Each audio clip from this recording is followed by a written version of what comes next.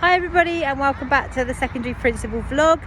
I am on location this week, so we are outside with the year 7 girls PE lesson, and they are learning their football skills. So they're looking at dribbling. So I spoke previously about the fact that our teachers have had to be really innovative with the way that they have readapted the curriculum in order to allow all students to still afford the opportunities to be on the sports field, in the drama studio, creating music, anything art, DT, etc.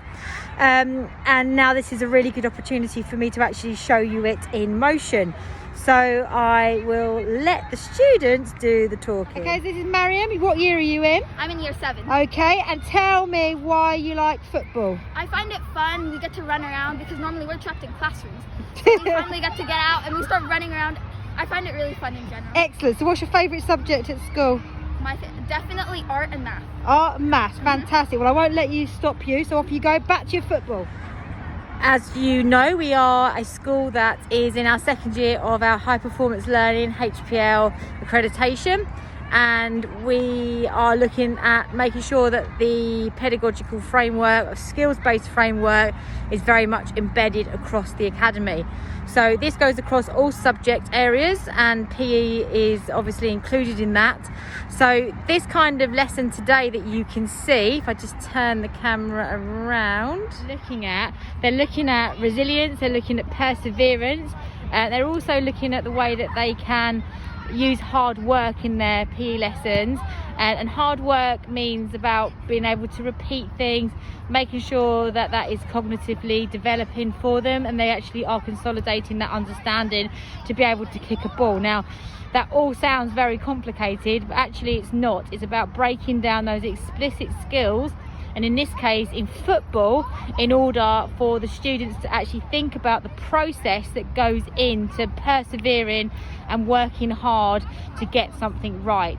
So at the moment, obviously you can see this is a socially distanced PE lesson, but it doesn't stop them because they can still kick the ball, they can still work on those key skills, and they're looking at passing, they're looking at dribbling, and they're looking at the way that they mark each other.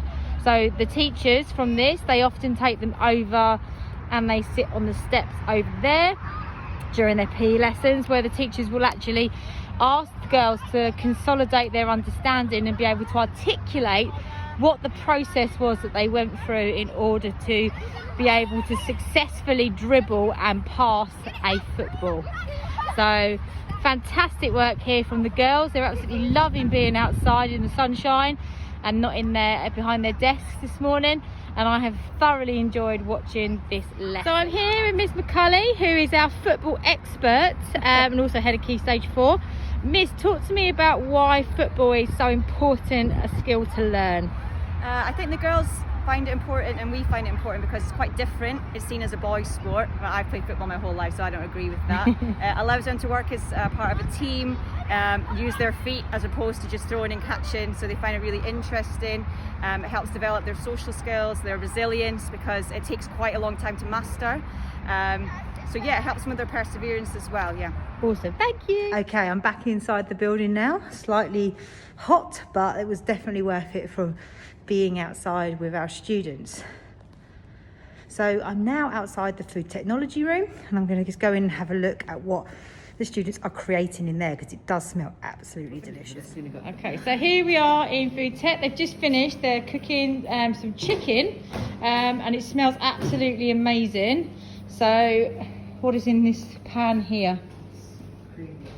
Creamed milk. Okay. Butter. Show me. I want to see. Oh wow. The dauphinoise potatoes. Yeah. Okay. Awesome. What skills do you have to learn in food tech to be able to do this? We had to learn how to.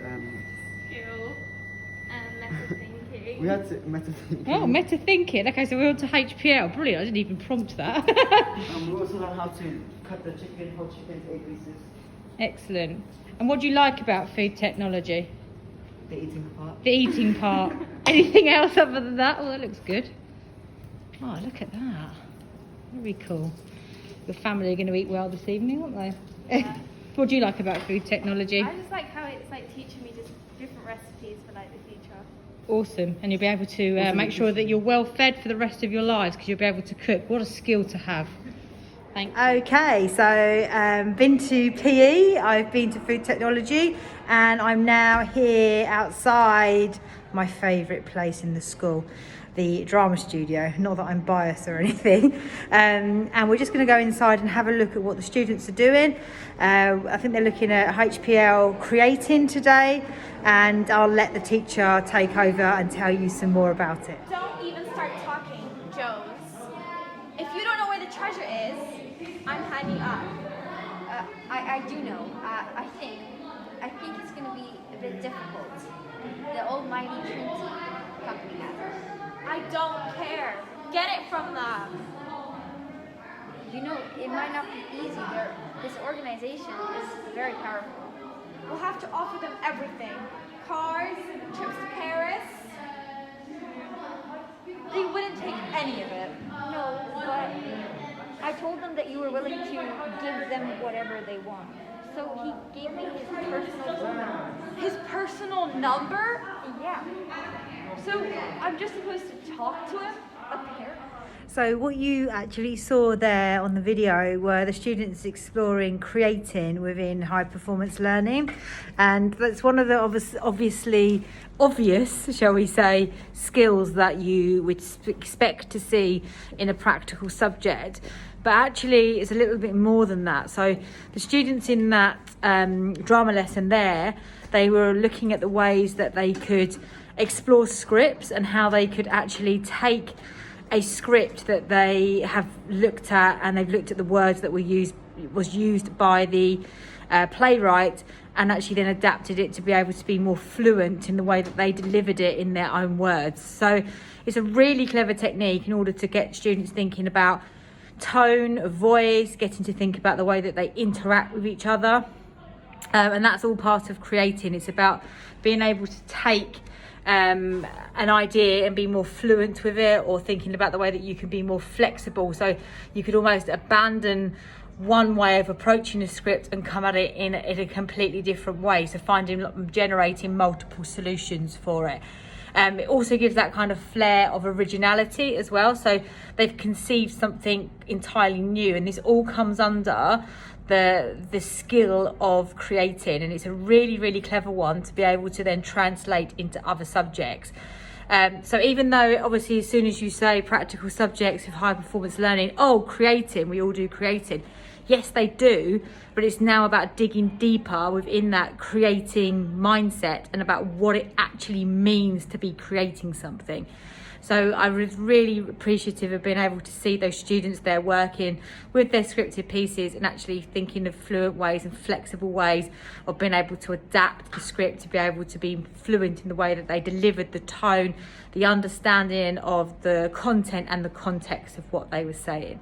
So I hope that's really highlighted for you today some of the ways that the high performance learning is actually evolving in the lessons, and I hope that that would give you some food for thought at home with your students and your children, to be able to talk to them about what it means to be creating or realising or analysing or linking all of the different skill sets that goes into the high performance learning ACPs and VAAs. So that's it from me today. It's been fantastic to actually be able to show you students in my vlog rather than you listening to me all the time.